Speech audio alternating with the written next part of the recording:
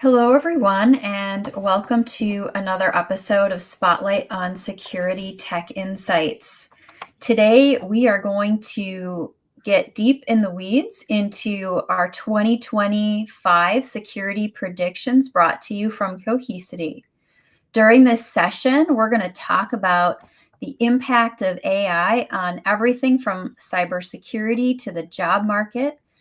Also, why regulations will drive transparency for security and much, much more. My name is Theresa Miller. I am the Senior Director of Technical Marketing here at Cohesity. And today I'm joined by my guest, Vasu. Can you go ahead and introduce yourself? Hi, Theresa. It's great to be here. My name is Vasu Murthy. I'm the Chief Product Officer at Cohesity. I'm so excited to have you here to talk through this. So many of these things, of course, affect product, but just overarching decisions around strategy. So I think our audience is going to have some great takeaways today. All right, so let's talk about our first prediction. So in recent news, there have been some widespread outages that have impacted supply chain. So our first prediction revolves around scrutiny of the supply chain, the vulnerabilities, and how they might deepen. Vasu, what are your thoughts? Yes, so this is an interesting dilemma. See, on one side, in order to be really robust, you need a broad set of security capabilities. And someone said a security is a team sport, which means you need multiple vendors, and in fact, vendors that include components from other vendors too. And this brings to a question. So if there's a supply chain where there are a lot of vendors, doesn't that really multiply your vulnerability and your surface area? And what should we do about it? The question is like, what is the alternative? The alternative is you depend on just one vendor, and is that vendor going to be somehow less vulnerable or more robust in handling breaches? If you dig deeper, what is really apparent is you can't just rely on one vendor to do everything for you. And in fact, your infrastructure is going to be diverse. It's going to have a lot of different vendors. But when vendors try to embed, for example, most vendors have open source code in them, right? So what is that about supply chain? What does that say about supply chain risks? So the real solution is to really understand that it is going to take a diverse set of vendors and products to come together to make you more secure. But whenever there are software embeddings or even open source, that vendors build the level of security around that. What does it really mean is a secure execution environment, right? So you got to make sure if there is any OEM that a vendor does, for example, they run in a secure environment, a secure execution environment. So the vulnerabilities don't multiply and don't propagate. And the best example of that is your iPhone, right? Or your phone, for example, any phone, smartphone. There are millions of developers developing, hundreds of thousands, millions of apps. How come your private data in the phone is secure? It's only there because there's a secure execution environment for these applications, and so you can relax that it's not going to really balloon and increase the risk for you. So the real thing is that yes, you should be looking at software supply chain vulnerabilities and make sure you're actually having a supply chain that's super clean.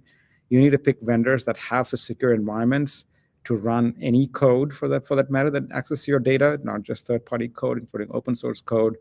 And so that is really the crux of it. And so the big publicized attacks that you may have heard is they're really about when there is lack of such secure execution environment is where the vulnerabilities kind of explode through the supply chain. So that's really the net. The takeaways, I mean, you can't really be secure without depending on multiple vendors and making sure those vendors don't depend on anybody else, because like the whole world comes together to make us secure. But we got to make sure there's isolation and there is an execution environment and a level of security at each layer so you can be safe in the end. I think that's really insightful. When I think about choosing vendors, I think it is critical not only to do that testing, but I think what you're saying is that the security team should potentially be there to really take a closer look at how everything is packaged and deployed to ensure you're not creating a single point of failure in your deployments as you're choosing products. Absolutely. You got to make sure your vendors have the maturity, a mature platform that can isolate code as it runs, and it's not just a monolithic implementation where anything can access anything. It's right. You need to be zero trust. That's really the fundamental, concept behind zero trust. Yeah, yeah, yeah. Very thought provoking. All right, so prediction number two. So, in terms of AI, it's changing how we do work. And there really is widespread concern on how AI will impact the job market, um, and how it might even impact the cybersecurity job market. So, the prediction itself is that AI will expand the cybersecurity job market. What are your thoughts? Yeah, it's an interesting one on both sides. So there's a widespread fear about, hey, what's going to happen with AI? Is it going to take everybody's job away? And there's also at the same time, the White House Office of National Cyber Director, they launched a program and they wanted to fill 500,000 cybersecurity jobs. Like how? So why wouldn't they be filled by AI? Turns out, ultimately, you can have people accountable for things. It's kind of hard today, at least in the next foreseeable future, to have AI accountable for things. But number two, AI is going to make people skilled such that they can fill those jobs.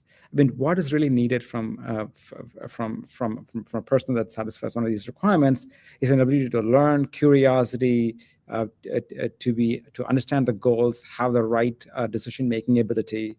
But the rest of the operational aspects of it, AI can help. For example, you can learn a tool very fast because AI is there to help you learn the tool fast. AI can make those interfaces much more easier.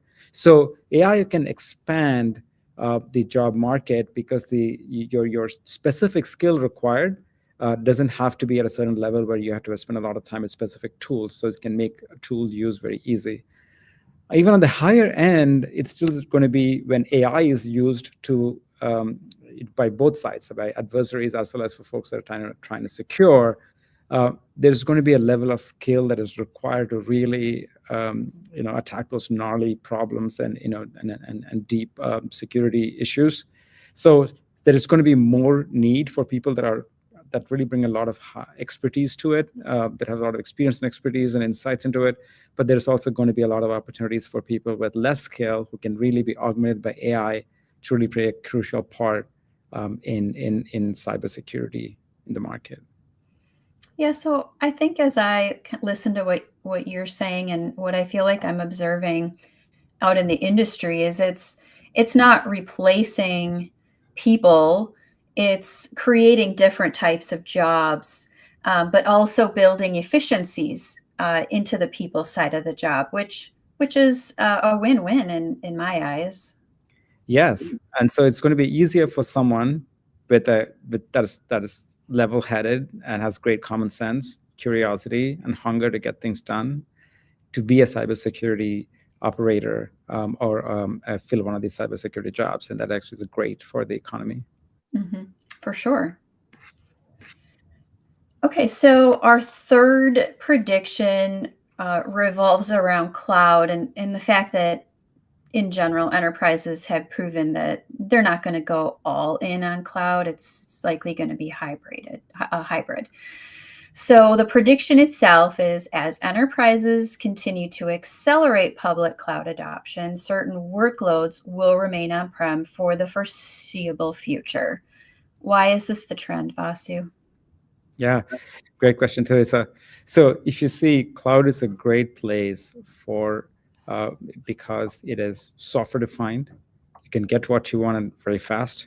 You can scale as you need. You can transform your infrastructure. You're not really investing in a lot of infrastructure, so you can be very nimble and adaptive. But turns out also, cloud can be a great asset for innovation, right? On the other hand, when you have a very predictable workload um, that really is your bread and butter of your company, let's say a very large database system that needs to process your transactions, and there's a certain volume of transactions that you are going to have, um, then it's definitely cost effective to keep it on premises. Now, the downside to that traditionally has been the data center may not be as software defined as the cloud. You can't really be nimble, you can't really scale and move things, and those things are changing. So it's getting easier and easier to run software defined data centers, which is and extend stuff to the cloud, extend workloads to the cloud. And so the future really as cloud FinOps, that is the like a CFO's team that actually looks at cloud costs as these things get mature, should be fairly easy to identify those workloads that'll be way more cost effective running in on premises and data centers, because they are more predictable compared to the ones that run in the cloud. And if the technology, when technology enables that, it's going to be easier for companies to run this hybrid approach. So while cloud is still growing and it's continuing to grow a lot, it's not like the data center is shrinking. It's sustaining. And in this new world of I wouldn't be surprised if a lot more of the workloads actually gets on data center again, because they're extremely intense and heavy workloads and they're much more predictable once you have figured out all the things that you need to do. Yeah, I think that is that makes a lot of sense. So it really, I think what you're saying is that it oftentimes depends on the workload as to Mhm. whether or not leveraging cloud is even a good option. And there are many use cases that really keep enterprises with some of their workloads on-prem. Um, and that's what leaves us with that hybrid environment. I think that's really interesting. Absolutely. All right, so a little bit more on AI and individual impact. So the prediction is that organizations will see the greatest impact from AI by making individuals more productive. And so I know we touched on this just a little bit, Mhm. but um, and actually one additional thought before I turn this over to you, like I know I was looking on social media even just this week, and somebody felt that that the reason they weren't able to find a lot of contract work was because AI was taking over some of their jobs. But I'm not sure that this is actually the trend for everyone. So um, what are your thoughts on making individuals more productive and not taking over the job market?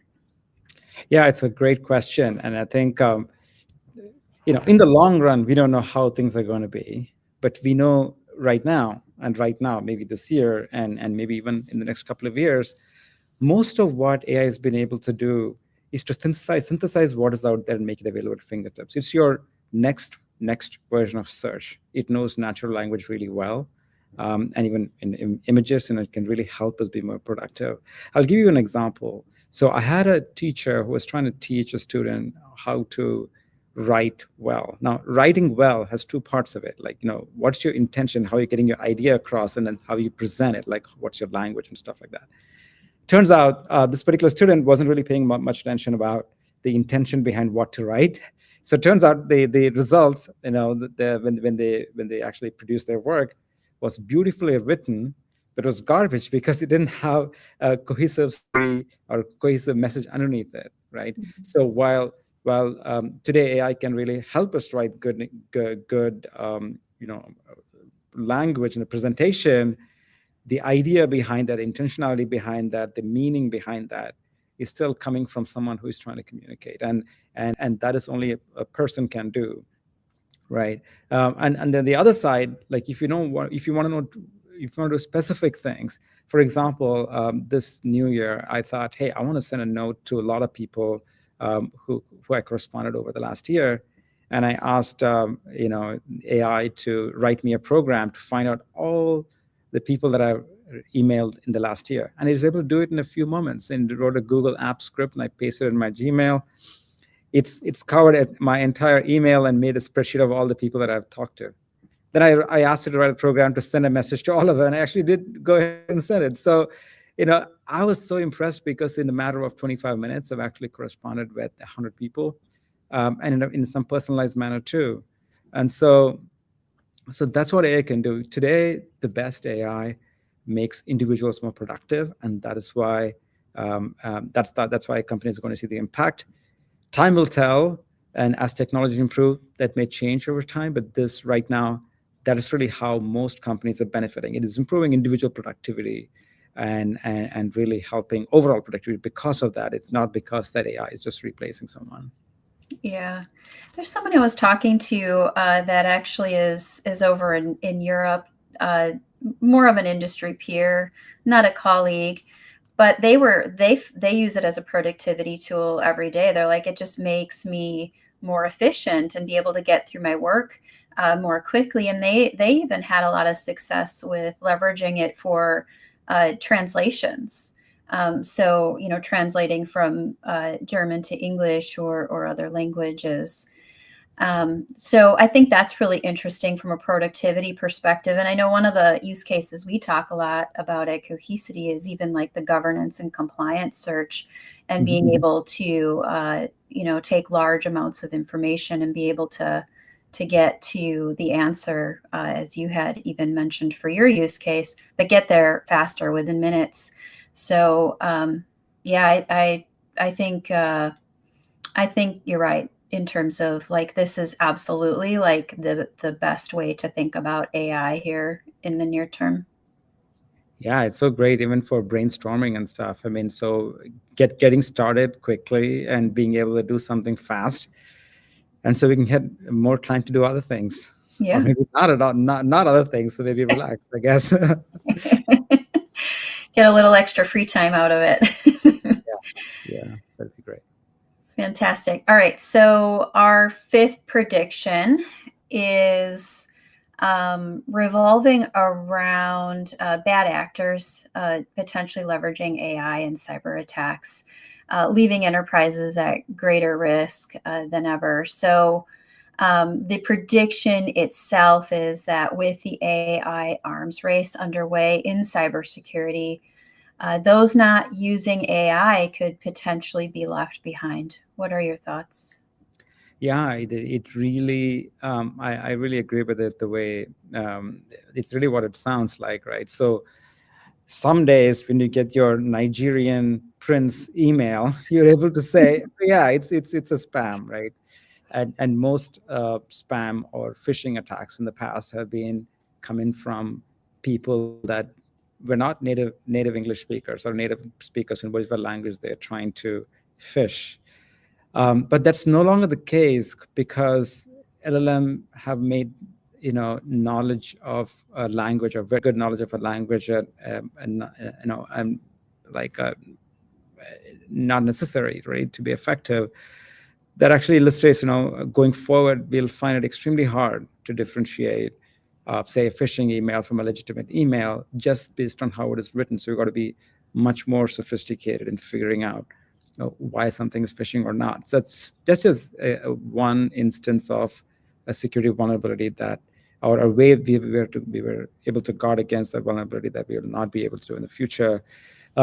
So AI is pretty powerful, and so it can be used by bad actors to find vulnerabilities, exploit vulnerabilities, and do it faster and more effective manner. And if we are not defending them the same way, first of all, we got to use the same tools to find vulnerabilities easier and fix them sooner.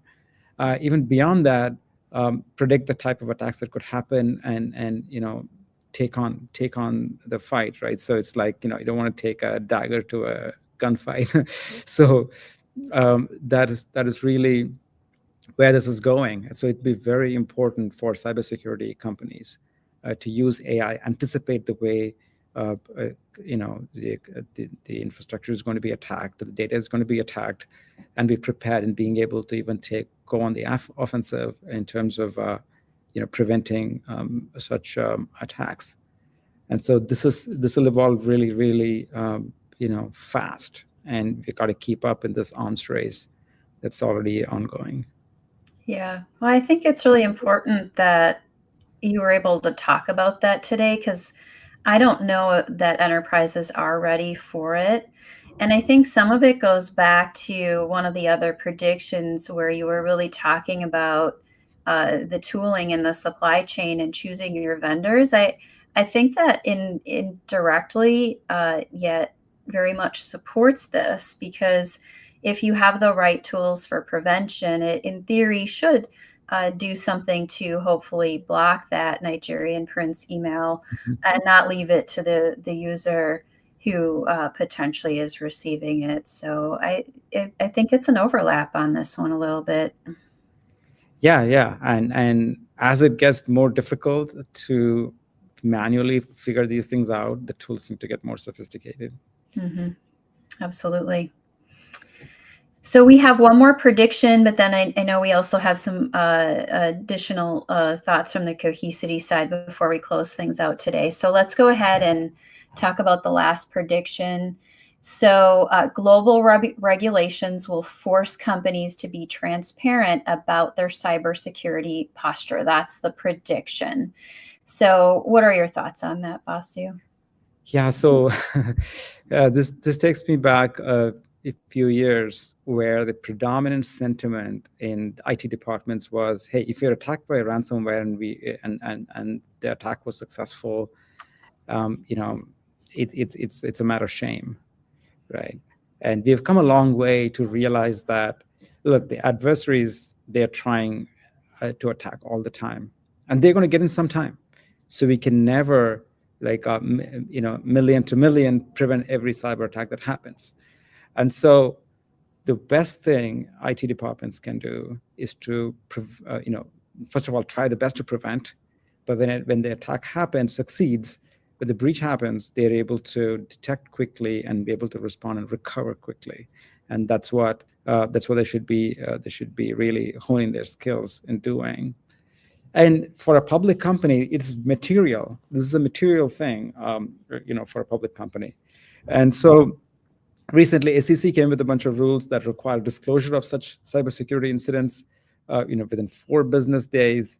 There are other rules that say, hey, you got to have a proven, like DORA, for example, requires that you have a cybersecurity, uh, you know, plan and program and infrastructure in place. So um, I think overall it's a good thing. It increases transparency. Once people know the level at which cyber attacks are happening and succeeding, the shame around that will go, and people will really focus on sharing information and making everybody robust, getting the best tools, getting the best practices shared. And so while there is a regulatory requirement that now public companies will have to disclose, I think it's going to have a great positive impact on knowledge sharing and also normalizing breaches, because breaches are going to happen, and it's not a day of shame for any company to be breached. It's just that you know as long as they're prepared, it'll be shame if they didn't know how to respond and they are not prepared for it. That's what the shame is about. It's not about the breach itself, and they should feel really free to disclose it. It'll make the market more robust. It'll make companies more robust. Best practice will be shared, and we'll all hopefully be more secure and reduce breaches, or at least reduce the time it takes to bounce back from breaches. It's like having a cold, versus the plague, right? So, if you get a cold, yeah, you're going to get better quickly and you're fine. Just move on with your life. Nobody really cares, but you don't want to get the plague, right? So as long as you have the right vaccines, or in this case, right measures, you'll be able to bounce back from there. And so this transparency will normalize the way we talk about breaches, and way we can prepare and secure ourselves, and so we can recover fast from breaches too. I like that mindset because I do think you're right in that there's this mindset that breaches are bad and we don't want to share that publicly, but I think you're right. I think if it's more normalized to share that information, it really will empower other companies um, in ways to even maybe put new security in or policies in to improve their security posture. So it opens the door to learning from each other. I like that mindset. Mhm. All right. So before we close things out today, I just really would love to hear from you about a little bit about Cohesity and what we're doing this year. So, what are you most looking forward to from a product perspective in 2025? Thanks, Teresa. So this is a momentous year for us in Cohesity. Now we have Veritas as a part of Cohesity now, and this really expands our reach to data and data under management. So with hundreds of exabytes of data under management across the world, we have a unique opportunity to help these customers secure the data and also get insights from the data. As far as this securing the data is concerned, we made tremendous investments in that area. So in everywhere from you know from threat protection to threat hunting to cyber vaulting and data classification and so on. And we have more things coming. We want to leverage AI in helping customers recover from cyber attacks really better. The thing that excites me the most beyond that is to helping customers get insights from these hundreds of exabytes of data. And we are making tremendous progress. I mean, we have now several customers using our Gaia in finding insights in their data. And I believe we have a huge opportunity ahead of us to enable customers to access this data, being able to train their own models, coming up with AI models that can help them be more productive, do things they never did thought of doing it before, because it was practically not possible for them to scour through the data and summarize a whole bunch of things. Imagine if a company were able to summarize all their PDFs very quickly and derive insights from it, right? So this is an area of tremendous interest from our customers. The strength of Cohesity platform is that the same platform runs everywhere. And so we will meet the customers wherever they are, if they are on premises or in the cloud. It doesn't matter. The strength is that we'll be able to take all of these features and functionality, that capabilities that we talked about in securing or in getting insights. We're going to make it available to customers everywhere. Plus, this Veritas acquisition also got us into deep insights into operational data, right? With IT analytics being part of our acquisition, it's a product that's loved by customers and managing their IT infrastructure. That is going to be a big part of making customers more productive, getting some predictive analytics on top of that, helping them understand the infrastructure, the growth of the infrastructure, how are things changing, and so they can identify areas of optimization, areas of growth, and areas that require better management. So overall, super excited in this year for us to come together to form this, company with a massive reach with customers all over the world. So yeah, super excited, and I'm looking forward to meeting these customers online here like this, or in person around the world. It is definitely exciting times. So thank you, Vasu, for joining me today. Yeah, you're welcome, Theresa. This is a pleasure to join you here. Yeah, thank you. And thank you, everyone, for joining to listen in on this latest episode of Spotlight on Security Tech Insights.